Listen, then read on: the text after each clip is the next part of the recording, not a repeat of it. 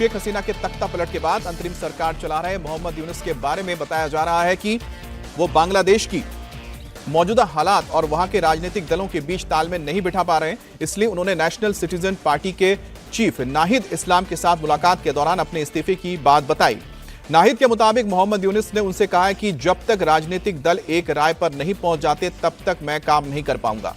नाहिद इस्लाम ने ढाका में international media से बात करते हुए यूनुस के इस कदम की जानकारी दी है। तो बड़ी खबर आ रही है बांग्लादेश से, जहां पर मौजूदा बांग्लादेश के केयरटेकर सरकार के मुखिया मोहम्मद यूनुस इस्तीफा देख सकते हैं। और इससे सारी की सारी जो परेशानी शुरू हुई है तब से, जब से पाकिस्तान के साथ भारत के ऑपरेशन सिंदूर के बाद पाकिस्तान को मुंह की खानी पड़ी और पाकिस्तान इस वक्त बांग्लादेश में मौजूदा सरकार की मदद करने के हालात में नहीं है। दूसरी तरफ बांग्लादेश के आर्मी चीफ वकारुज्जमान ने साफ कह दिया है कि दिसंबर तक इलेक्शंस हो जाने चाहिए, जिसको लेकर लगातार बीएनपी कोशिश कर रही थी, यानी कि खालेदा जिया की पार्टी कोशिश कर रही थी कि इलेक्शंस हो जाए। लेकिन मोहम्मद यूनुस ने कहा था कि जब तक हालात नहीं सुधरते हैं, जब तक पूरी तरह से नया कानून, नया सिस्टम लागू नहीं होता है, तब तक इलेक्शंस नहीं होंगे। और मोहम्मद यूनुस पर इस्तीफे का दबाव इसलिए भी पड़ा है क्योंकि उन्हें दिसंबर तक चुनाव करवाने का अल्टीमेटम दिया गया है। गुरुवार को ही बांग्लादेश आर्मी के चीफ वकारुज्जमान ने मोहम्मद यूनुस को कड़ी चेतावनी देते हुए दिसंबर तक चुनाव कराने का अल्टीमेटम दिया था।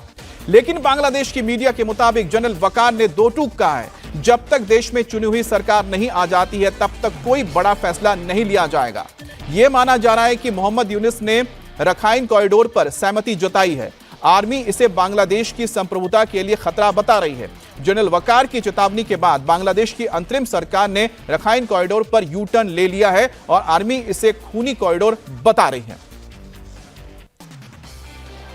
और मोहम्मद यूनुस के इस्तीफे की अटकलों के बीच बांग्लादेश में एक बार फिर से प्रोटेस्ट का दौर शुरू हो सकता है। शेख हसीना का विरोध करने वाले छात्र नेताओं की पार्टी और इस्लामिक कट्टरपंथी पार्टियां ढाका में बड़ा प्रदर्शन करने की तैयारी कर रही हैं। यह प्रदर्शन ढाका सेंट्रल से आर्मी छावनी तक किया जा सकता है। यह प्रोटेस्ट आर्मी चीफ के खिलाफ किया जा रहा है क्योंकि वो रखाइन कॉरिडोर के खिलाफ हैं और मोहम्मद यूनुस को दिसंबर तक चुनाव करवाने का अल्टीमेटम दे चुके हैं।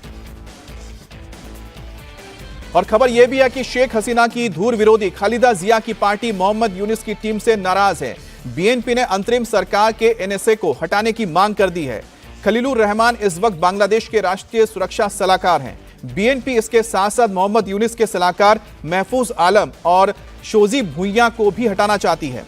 इन्हीं हलचलों के बीच मोहम्मद यूनुस ने गुरुवार को नेशनल सिटीजन पार्टी के कोऑर्डिनेटर नाहिद इस्लाम ने मोहम्मद यूनुस से मुलाकात की थी। नाहिद ने ही यह खुलासा किया है कि मोहम्मद यूनुस ने इस्तीफे की धमकी दी है और इस वक्त बांग्लादेश के मौजूदा राजनीतिक माहौल और विरोध प्रदर्शनों के बीच वो अपना काम जारी रखने में असमर्थ हैं। और हमारे साथ संवाददाता विजय लक्ष्मी जुड़ गई हैं। विजय लक्ष्मी, आखिरकार क्या इस तरह की इमरजेंसी आन पड़ी है कि मोहम्मद यूनुस को इस्तीफा देने की नौबत आ सकती है? देखिए अमित, वहां पर तो इतना एक तरीके से माहौल जो है वो इतना इंस्टेबिलिटी का है, चारों तरफ से दबाव जो है वो मोहम्मद यूसुफ पर है। एक तरफ से सेना जो चीफ है वो कह रहे हैं कि दिसंबर तक आप इलेक्शन करवाइए।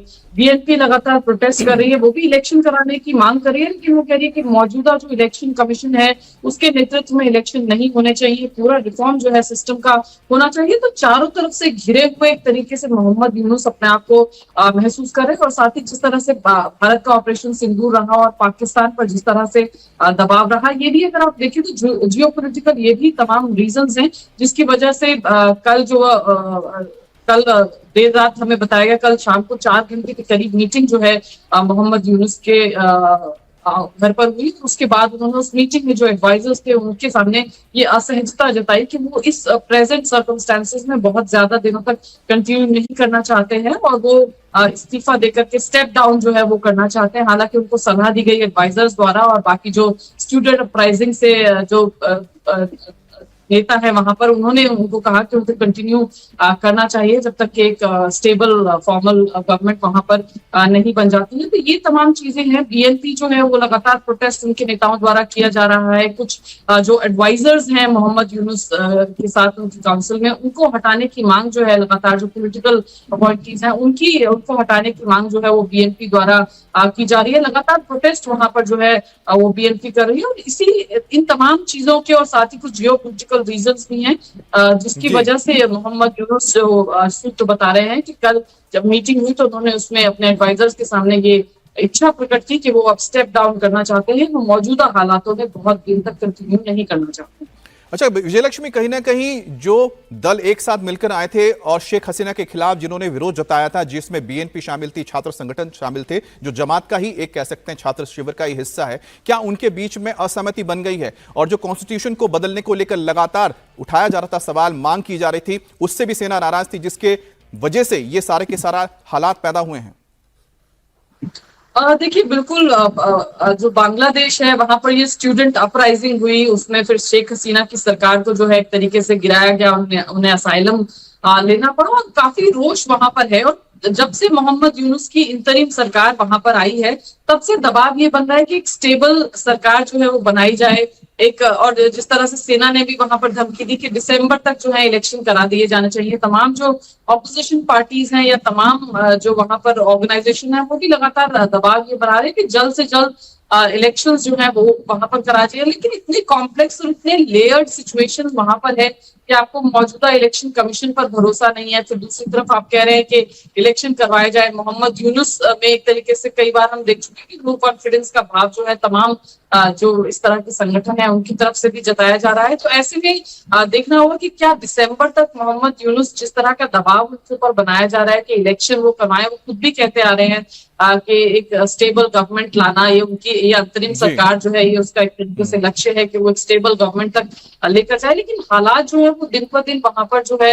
इस तरह की बिल्कुल हालात दिन ब दिन तब से बदलते गए जैसे ही जो बाइडेन की सरकार हटी और उसके जगह पे डोनाल्ड ट्रंप आ गए और एक जो बड़ी फंडिंग की जा रही थी यूनिस गवर्नमेंट को या बांग्लादेश को, वो पूरी तरह से बंद हो गया, तो कहीं ना कहीं क्राइसिस में आ गए। दूसरी बात है कि बीएनपी लगातार चाहती थी कि इलेक्शन जल्दी हो जाए ताकि उसको पूरे इस अपराइजिंग का यानी कि जो विद्रोह हुआ था उसका फायदा मिले, जो मिलता हुआ नजर नहीं आ रहा था, क्योंकि जो छात्र संगठन है वो चाहते थे कि इलेक्शन उस वक्त हो जब वो जीत पाए। तो यहां पर कहीं ना कहीं एक सत्ता की लड़ाई थी, लेकिन इस बीच आर्मी ने अल्टीमेटम दे दिया है। नजर बनाए रखिएगा इस खबर पर, आगे आपके पास अपडेट के लिए आएंगे विजयलक्ष्मी।